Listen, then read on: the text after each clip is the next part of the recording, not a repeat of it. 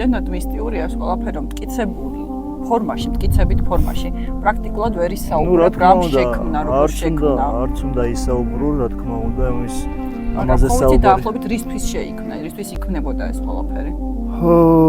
რა თქმა უნდა, გარკვეული ინფორმაცია არსებობს, რომ რისთვის იქნებოდა, რომ რაღაც გარკვეული ცოდნა მიეღოთ სამყაროდან, რაღაც გარკვეული ენერგეტიკული ცენტრები იყო ამისთვის საჭირო, გარკვეული დაკვირვებები მოეხდინათ ციურ სხეულებზე, გარემოზე, მაგრამ ეს დაკვირვებებიც ხომ